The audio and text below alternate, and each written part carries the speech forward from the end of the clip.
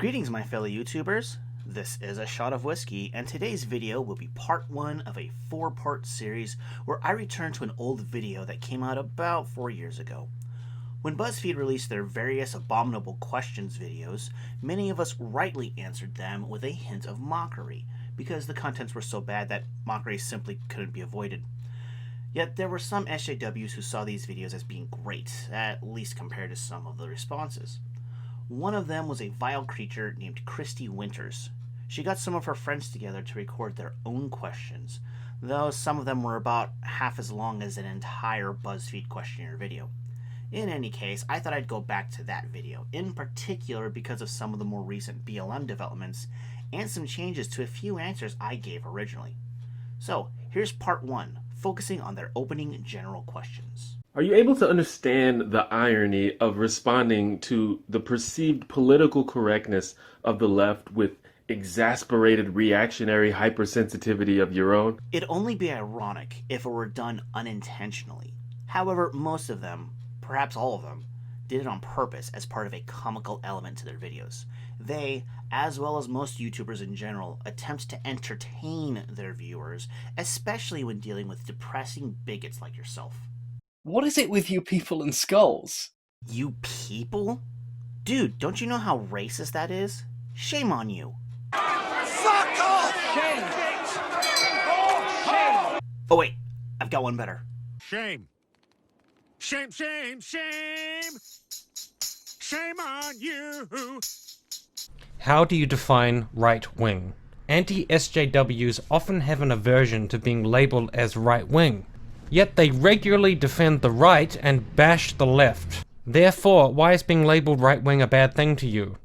And if it's because right-wing is used as a pejorative, can you not see how labelling people as SJWs or regressives is also pejorative? Firstly, what is right-wing, you ask? It is the basic political side that conservatives fall under, though it's not exclusive to them. Secondly, the anti-SJWs that you're speaking of are not right-wingers. That's why they don't like being called right-wing. I'm fine with it because I am right-wing.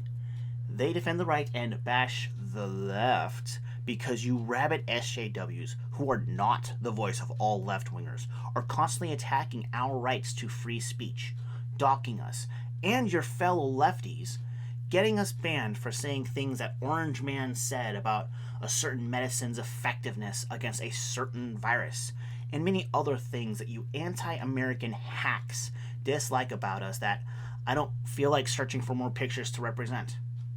Thirdly, it's not the same thing as SJWs or regressives, because right-wing is inaccurate when used on them, while SJWs and regressives are both perfectly accurate words to describe y'all. Rather than telling people you disagree with to drink bleach, wouldn't it be more productive for you to have an actual conversation about the issues you feel matter? Or is it just easier to do the bleach thing?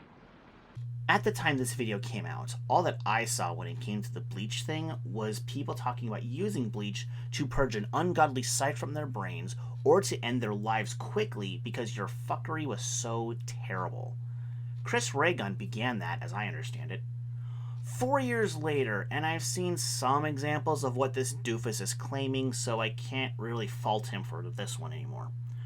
As far as the conversation goes, many of these anti-SJWs have tried to reach out to y'all to converse, but they are typically met with rejection, ridicule, and even blockings. I've seen a couple of exceptions, but your side only used the opportunity to shit-talk the other person. I'd be willing to do it if I believed that the person on your side was willing to be a grown-up and have an actual conversation instead of insulting me and ignoring the points I'm trying to make.